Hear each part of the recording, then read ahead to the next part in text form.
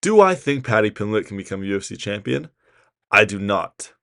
But looking at the rankings, he's currently ranked number 15 and he's trying to make his way up to the belt. If we tailor handpick matchups for him, I think that he could get his way to a title shot. Starting off, Paddy Pimblett versus Money Moicano. This is a very interesting fight. Two grappler heavy jiu-jitsu black belts. They both aren't the best on the feet, but I certainly would say that Paddy is probably better. He seems to have more power and he's more comfortable on the feet. And I think that after doing the Ultimate Fighter together, these two could probably have a very big fight in England for a fight night main event or a pay-per-view co-main event. And I think Paddy has a very good chance to win, although Moicano, he can't afford to lose.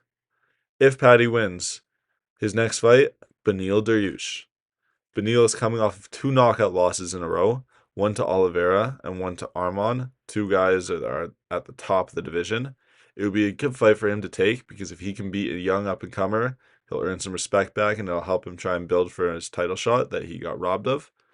But for Paddy, looking at your opponent, seeing someone that's been knocked out twice, ranked in the top 7, and they're a grappler just like you, I think this is a fight that Paddy would thrive in.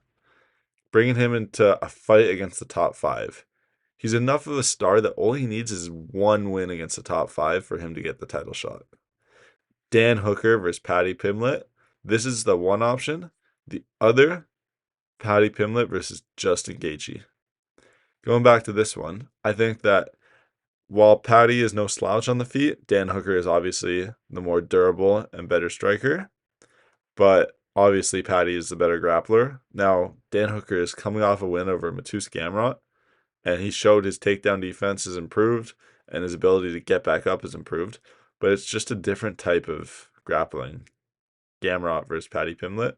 Paddy is a jiu-jitsu player. He's more about controlling you than and getting to more dominant positions than to just hold you, try to beat you up, and let you get back up and stand back up. I don't know who wins this fight.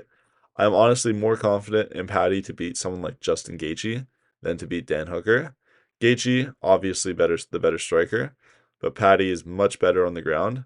Gaethje is a former wrestler, but he uses that only as takedown defense. The problem with Gaethje is, from what we've seen from everyone that's taken him down, they just dominate him on the ground. Once he's there, he doesn't know what to do other than trying to stand up, and often gives up his back or gets caught in submissions trying to stand up. I think that this is a fight, especially with the fact that Gaethje's coming off of that brutal knockout after a 5-round war against Max Holloway, and he may fight Dan Hooker in the meantime before this fight happens. If that happens, I would favor Paddy to win this fight, getting him a title shot against, drumroll please, Arman Sarukian. I think Arman's going to be champion by the time that Paddy makes his way to the title, if he can do so. I think Islam will probably end up either losing to Arman, because Arman's the only person in the division that has a chance to beat him, or moving up to 170, or who knows, maybe even retiring. The Dagestanis obviously like to retire early, and Islam's already done enough to be arguably considered the GOAT in the lightweight division. And yeah, so I think that Islam's not going to be around much longer. Arman will end up being champion and beating Paddy by decision after just wrestling him for 5 rounds. Thank you very much.